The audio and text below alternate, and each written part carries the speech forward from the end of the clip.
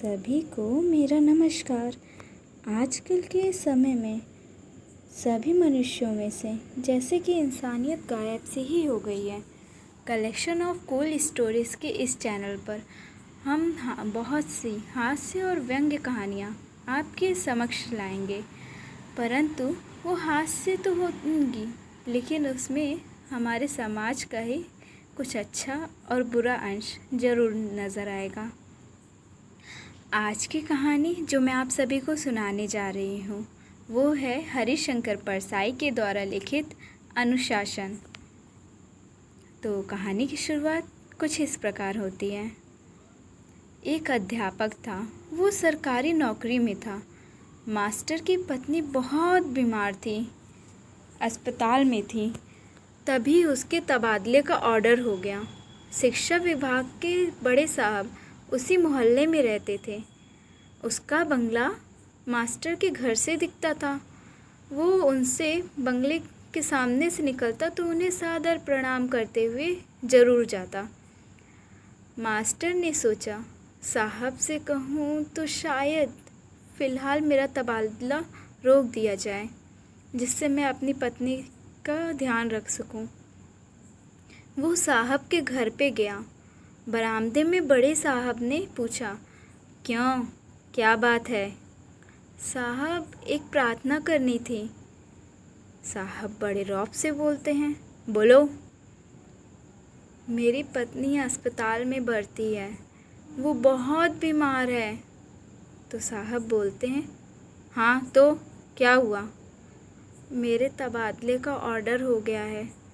तब फिर साहब बोलते हैं, हाँ तो क्या हो गया? सर, कृपा करके फ़िलहाल मेरा तबादला कैंसिल कर दें। साहब नाराज़ होते हुए बोले, तुम्हारे में कोई अनुशासन नहीं है? तुम्हें अनुशासन के नियम मालूम भी नहीं है? तुम सीधे मुझसे मिलने आ गए हो। तुम्हें आवेदन करना चाहिए थ्रू प्रॉपर चैनल। तुम्हें अपने हेडमास्टर की लिखित अनुमति लेके आनी चाहिए थी, मुझे दिखाना चाहिए था और हेडमास्टर से मुझे मिलाना चाहिए था। जाओ, तबादला कैंसिल नहीं होगा तुम्हारा।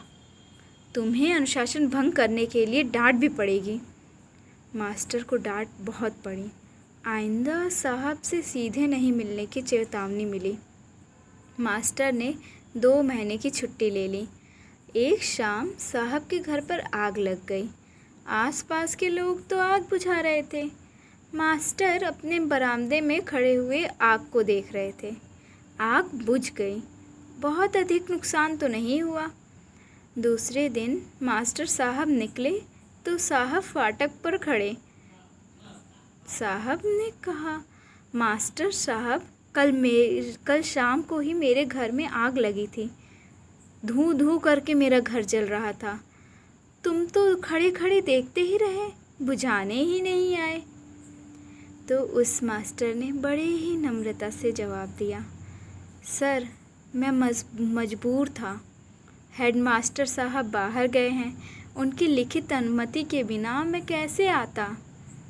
आपकी आग बुझाने के लिए तो थ्रू प्रॉपर चैनल से ही आना चाहिए ना, जैसा आपने कहा था।